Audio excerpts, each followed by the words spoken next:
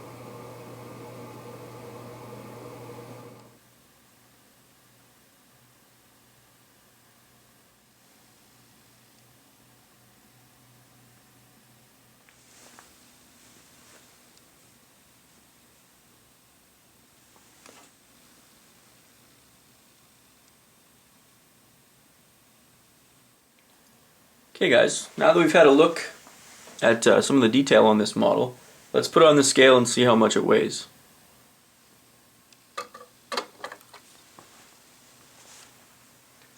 "483 grams. That's not too bad. That's about 20 grams lighter than an Intermountain ES44 DC. Now that we know how heavy this locomotive is, we'll put it back on the track and do a drawbar push-pull test. So for those of you who haven't seen one of my review and tests before, when I do these drawbar push and pull tests, I always do 3 identical tests and then take the average. So we'll go ahead and we'll start with drawbar pull. Okay, first one is 95 grams.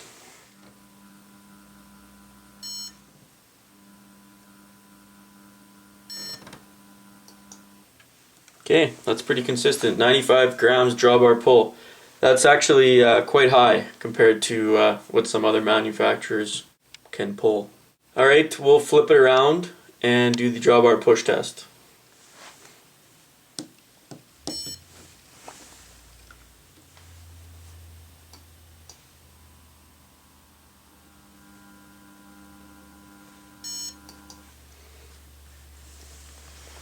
Well, 105 on the drawbar push there. That's very good.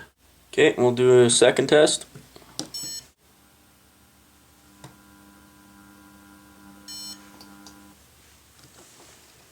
"95 on that one.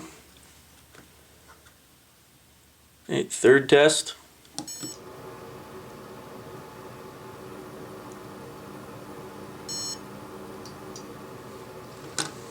And 100 grams. So that's an average of 100 grams on the drawbar push. So this these Atlas -8s can actually push slightly more than they can pull. Okay, that wraps up the push-pull test. Let's get back down to track level and have a listen to some of the sounds that this locomotive has, as well as we'll take a look at the lighting. Okay, we'll fire it up and then I'll just kind of throttle it up. Maybe we'll listen to the different prime mover sounds and then I'll kind of go through some of the different functions.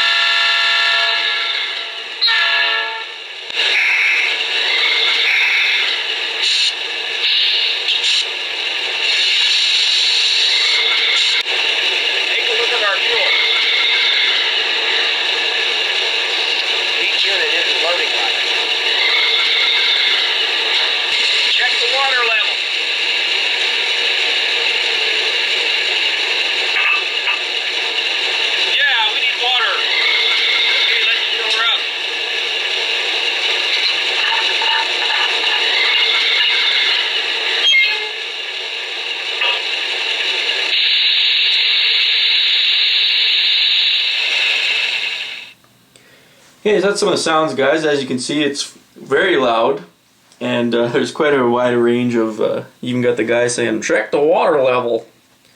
So that's kind of cool. Let's have a look at the lighting. I'm not 100% sure if it's LEDs or incandescents. I haven't opened it up yet, but they are nice and bright. The only major drawback is there's no ditch lights on this CN unit, which kind of makes no sense. The lights actually vary, and see, if you go forward, they actually get brighter too. And if you go back to neutral, they'll dim. And you can see they brighten when you go in reverse as well. Okay, now that we've had a look at all the different features of this model, as well as the sound and lighting, we'll just kind of wrap it up.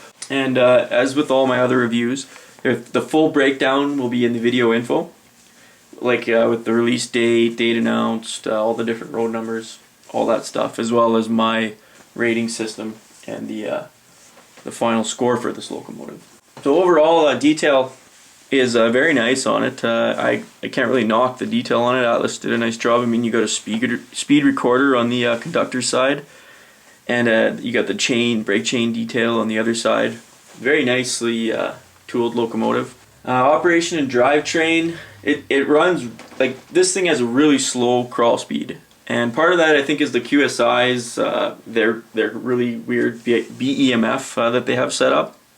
The only drawback is it's geared so low that it's geared way lower than all the other manufacturers. I'm not really going to knock it for its slow speed. Like, I think that's good. They're kind of ahead of the game. I think other manufacturers should get on board with that too. It's just this locomotive is way slower than everything else. So if you're going to be trying to speed match, it's going to be a bit of a challenge. And as far as the ability of its pushing and pulling, it's up there. Like, it pulls more than Intermountains, and it's right up there with some of the heavier Catos. So that's a good job on Atlas's part for that. Weight, it's kind of a trade-off. Like, it's slightly lighter, but this locomotive pulls quite a bit more. Like, it pulls more than Athearn Genesis, the recently released Gevo. So that's pretty impressive. Sound levels are very loud on this thing right out of the box, and that's kind of normal with other manufacturers. I mean, you can go in there and turn it down. The chugging sounds are really cool. Like, you heard it when we were kind of notching it up. It starts chugging just like a real GE, which is awesome, I think. And it's cool that it does that only when you throttle up, and then after it kind of chugs for a while, then it coasts again. So really cool sounds on it like that. I do really like that aspect of it. As far as all the sounds of the crew and stuff, I don't really care about that, but some people like that. So it's cool that they have it there. It's an option. Lighting, that's probably the main issue with this thing, is that it's got no ditch lights on it. So to me, if this is going to be their gold kind of premium locomotive, you should at least have ditch lights on it, because the prototype has the ditch lights. So that's kind of one of the major flaws of this thing. So all in all, the biggest problem with it is the no ditch lights and the QSI decoder that it has. I've already had some trouble trying to use my JMRI Decoder Pro to, I was trying to speed match it a bit so I could get it to run to consist with some of my other locomotives, and it proved very difficult. And I even had to, it locked up on me. I had to reset it. And to reset it, you actually have to use this little magnetic reset tool. You put it near the top and lift it up, and it resets it. So I was kind of not impressed that I had to reset it first try of speed matching it, but I was able to change the road numbers, but speed matching it's proven difficult. Greg from Fishbait Films, who is a DCC expert, he actually ended up taking the QSI decoders right out of these things because he got so frustrated with them. So I'm kind of like, if Greg couldn't figure these out, then I'm probably not going to be able to. So we'll see what happens down the road. I'm going to try maybe once more to see if I can get him to run normally. Maybe speed match him a bit with my like tsunamis and stuff like that. But one thing everybody does notice, that if you just put your finger on it, the wheels will stop turning and it'll just sit there and buzz, which is kind of, I don't know if electrical motors, from what I know, that's not good for them. Every other locomotive, it'll just sit there and spin the wheels. These will not spin the wheels, and I think it has to do with that back EMF. So anyway, before I keep rambling on too much, have a look at the video info for the full breakdown. and all the other information. And if you want to compare it to some of the other locomotives that I've reviewed, I'll put some links, if you want to compare it to like a Cato AC4400 or a Genesis Gevo. You can just click the link and look in the video info if you want to see like comparison weight and stuff like that. Alright, thanks a lot for watching, guys. We'll see you next time.